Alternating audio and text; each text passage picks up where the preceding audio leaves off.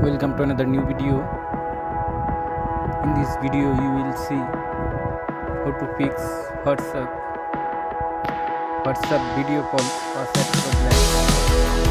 Please go complete